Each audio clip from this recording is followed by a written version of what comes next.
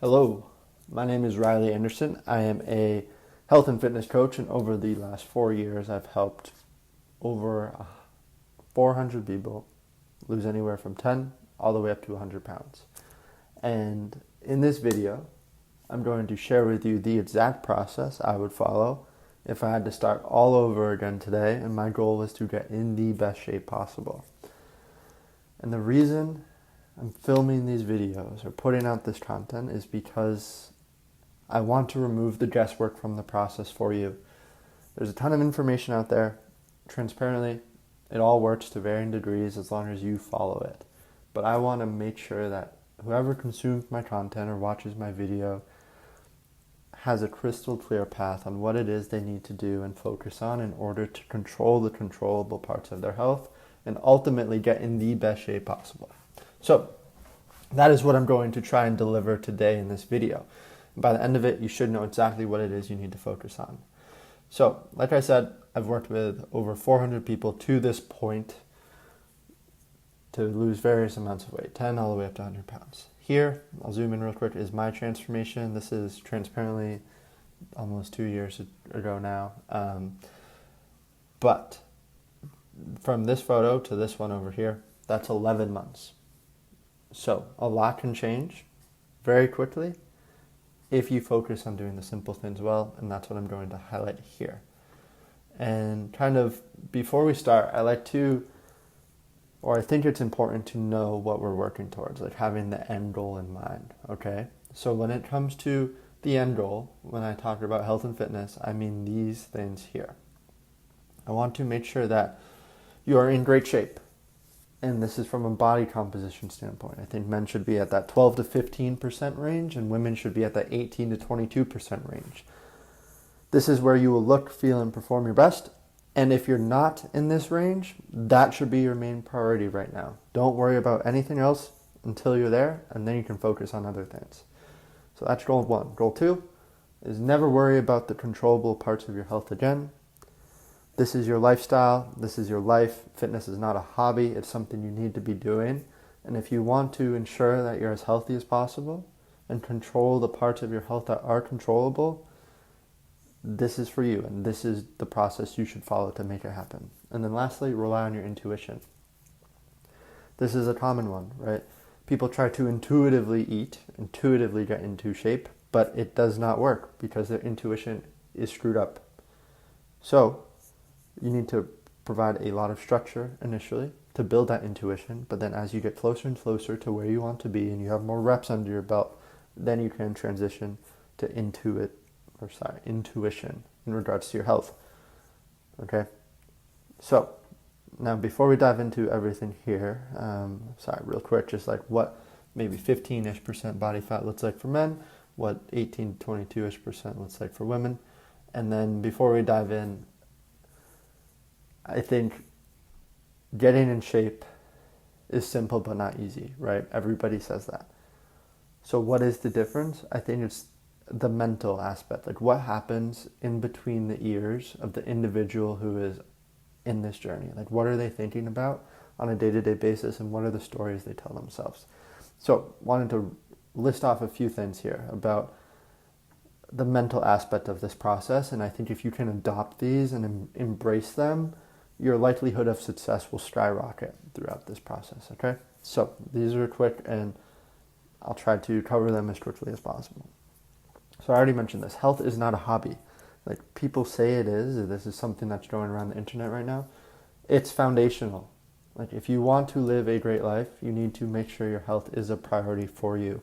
It's not like collecting Pokemon cards or something like that, right? Like this has a direct benefit to your quality of life. So it's not a hobby, and it needs to be something that is there for the rest of your life. And then building off of that, how you lose it has to be similar to how you maintain it. I'm going to combine this with number 4, like consistently good, occasionally great. You need to make sure this ties into 3. So all of these things here. You need to make sure the process is sustainable, because the person who is consistently good over occasionally great will see far better results. If you're consistent for 12 months, let's say 3 workouts a week, you consistently hit your nutritional goals, you move more, and you do that consistently for 12 months, you will see better progress than the person who works out 6 times a week or 6 times a week, hits their nutritional goals, moves a ton, but only does so for 1 month of the year. Consistently good is better than occasionally great, okay? So think about, how can I make this process as sustainable as possible? And when you do that, you need to optimize for the long term. Like, what can I, from this example, what can Riley follow for the next 6 months rather than for the next 4 weeks? And commit to that. And if you commit to that, the process and the results will be better, I promise. And then lastly, this is what I mentioned with the intuition. It's like, you need to treat your health as a skill. Think of it like you were trying to learn a piano. Like, you wouldn't just sit down and start banging on the keys and just do that 5 or 6 times a week and expect to become a better piano player. Maybe marginally, right?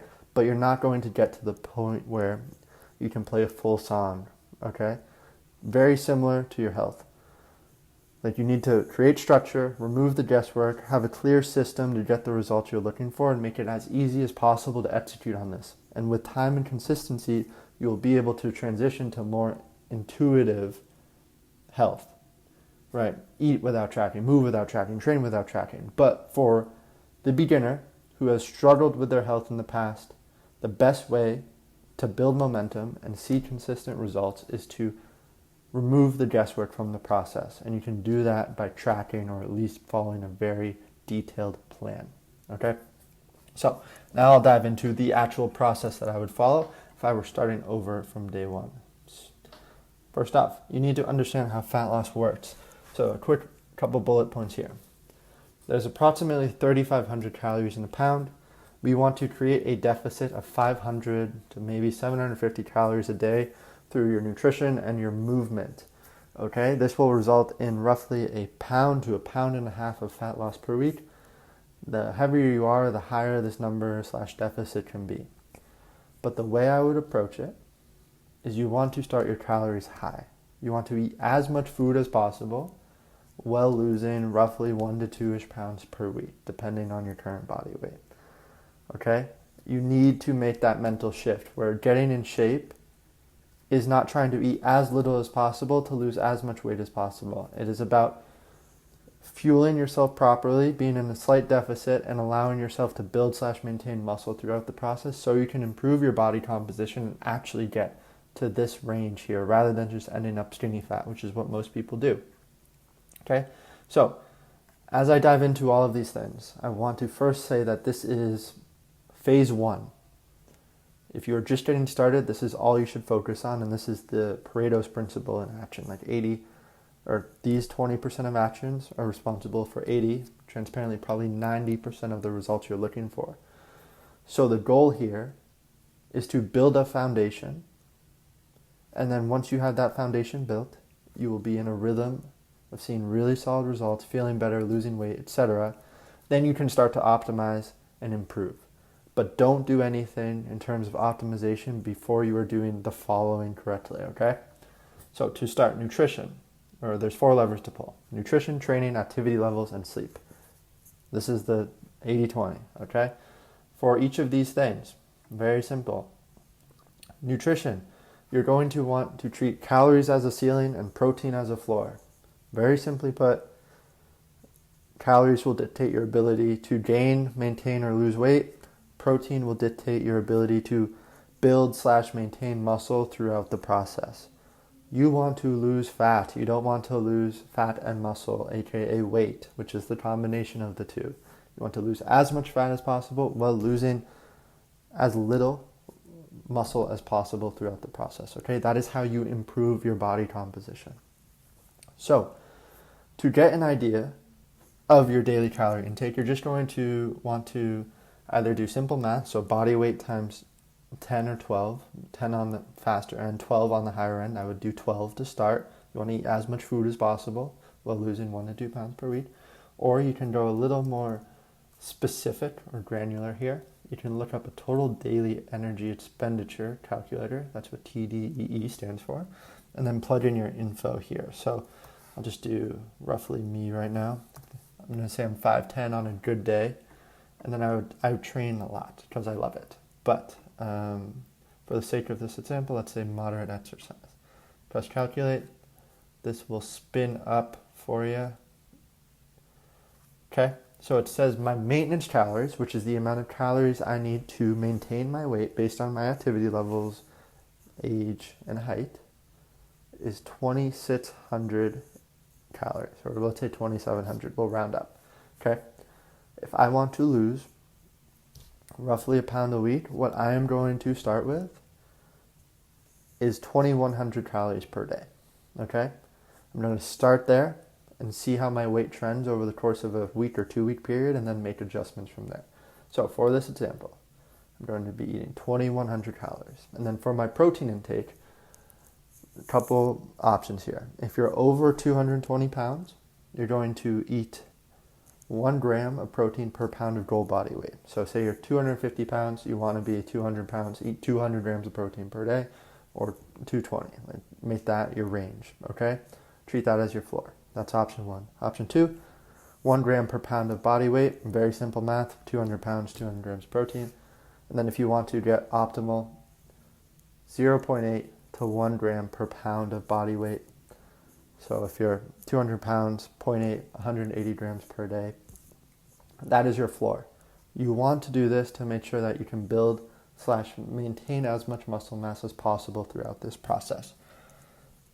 From there, you just want to make it as easy as possible to hit these goals. Like build a meal plan for yourself, meal prep. If you eat out a lot, have go-to orders for all of these spots. You just want to make sure that, if I go to Subway, this is what I order. Like I don't need to think about it. If I go out to eat, this is what I order. I don't need to think about it. The thing that changed the most for me is that I meal prepped and ate very similar meals for a year straight. And I treated my health as a skill. And with time, my intuition improved and allowed more flexibility. But I'll say this before I move on to training. All of these things, like the 4 things listed above, this is the 80-20 principle here. But of these things, nutrition is the most important thing to get in a good spot. I've coached so many people to this point, and it sucks when somebody does the training, the activity levels, and the sleep well, but the nutrition is not consistent enough to see the results they're looking for. So you want to build small habits on top of each other, and you should start with nutrition if you struggled with it in the past, or with fat loss in the past. Like get these 2 numbers in a really good spot and then build upon that, okay? So that's nutrition. For training, very simple. You're going to lift 3 to 4 times per week. You're going to try to find the best, or build / find the best routine for the time and equipment you have available. There's so many resources out there. If you have, or so many resources and routines to follow. If you don't have one and you want one, you can comment on this video or shoot me a message. I'll send you an example of what I would follow. Transparently, you get much more flexibility with how you train versus how you eat. Again, what I said, nutrition matters the most. But what you should be aiming for is lifting with good form, close to failure, meaning you couldn't do another rep with good form for the most part, and then progressive overload, like increasing the amount of reps or weight you do with time. I'll film another video on this about what this looks like in practice. But if you do that, the quality of results you will see will be drastically improved, okay?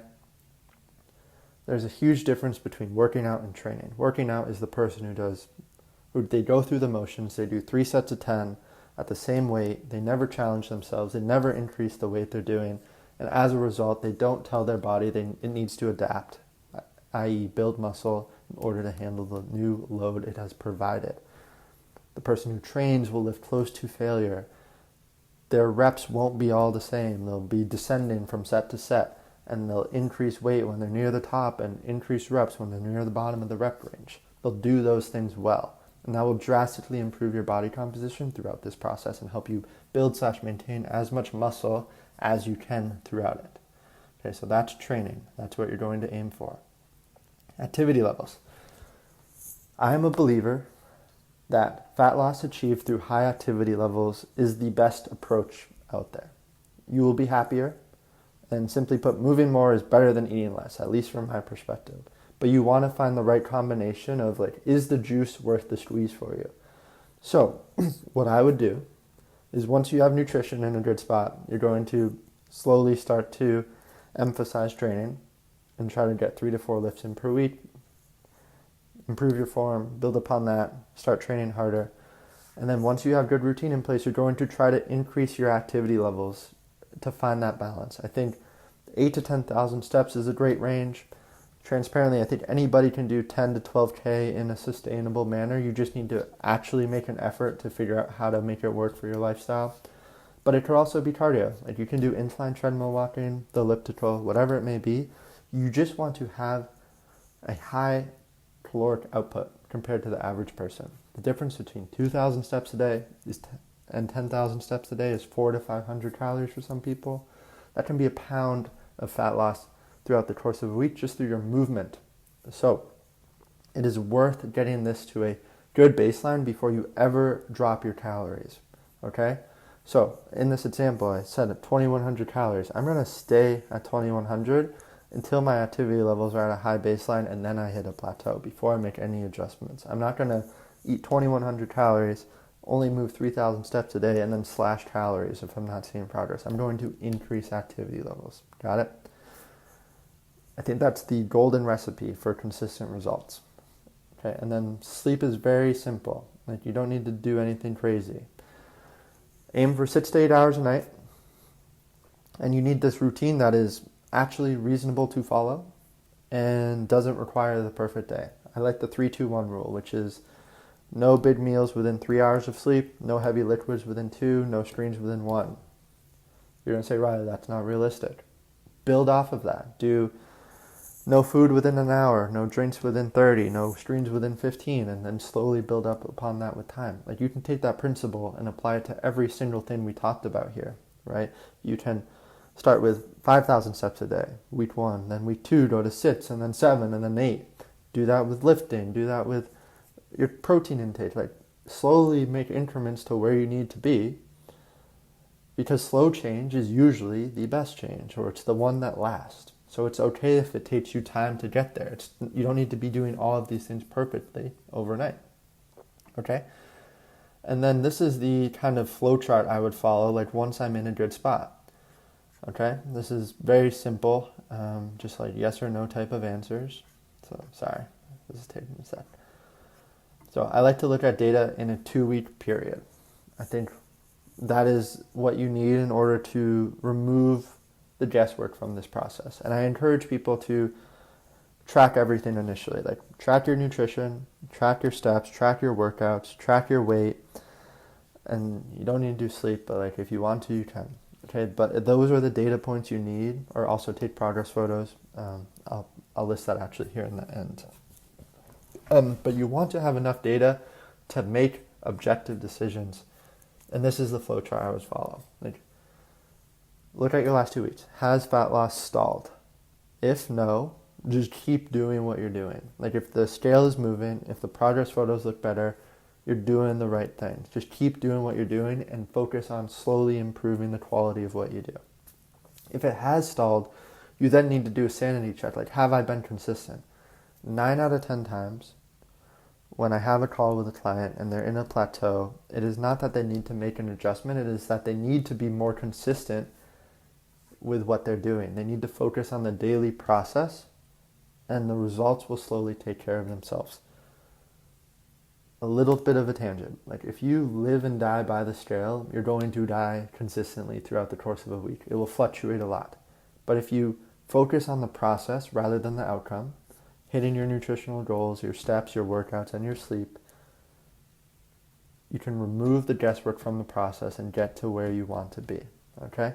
So if you've been hitting them and you still need to, or if you've been hitting them and you see no improvement in your body composition or your weight, then what you can do is either decrease calories by, I say 100 to 300 here, probably 200 to 300 is more reasonable. You can increase activity levels. You can improve sleep/stress management. Like if you're not sleeping good and you know that, like you can start with that. But what I would always do is I would say I'm at 2,100 calories, 10,000 steps a day, 4 workouts a week, 6 to 8 hours of sleep a night, and I'm not seeing progress, I'm always going to try and move more before I eat less. So my first change would be maybe, like, can I do 12 or 13,000 steps a day, or can I add in a couple cardio sessions per week? And you can rinse and repeat that cycle of, like, first change, activity levels, then I'll decrease a little bit, then I'll move a little more again, and rinse and repeat that until the juice is no longer worth the squeeze, okay? Then what you do there is you simply go back up to maintenance calories for, let's say, 2 to 4 weeks, and then if you're not at 15% body fat, you can jump back into a deficit and repeat the process until you are there, okay? These are the actions. Nutritional goals, calories and protein. 3 lifts a week. Activity level equivalent of 8 to 10,000 steps a day, or the highest possible sustainable goal for you. And then 6 to 8 hours of sleep a night. Those are the 4 areas that you need to focus on to get into a position of consistently losing 1% of your body weight per week, or 1 to 2 pounds, simply put. If you do that and you track your daily weight first thing when you wake up, if you track your workouts, track your nutrition, track your steps, you can remove all of the guesswork from the process. You can treat health as a skill, learn everything you need to, and at the end of, or not at the end, after 6 months, I promise you, you'll be in a much different position when it comes to your health. And you need to realize that this is something you're going to be doing for the rest of your life. And 6 months or 12 months are going to pass by very quickly regardless. If you spend this time learning and treating your health as a skill, I think 12 months of consistency can get you into a position where you can safely say, like, I never have to worry about the controllable parts of my health again. You might not be there yet, but you're certainly on the path, right? So, treat your health as a skill, focus on the process rather than the daily outcomes. If you're not seeing progress, rely on the data to make adjustments, and as long as you do those things, you will get to where you want to be. If you have any questions, if you have any questions, post them below, send me a message. I have more videos planned that I want to get out. But again, I just want to remove the guesswork from the process for you so you can get into the best shape of your life, improve the quality of your life, and not worry about the controllable parts of your health again.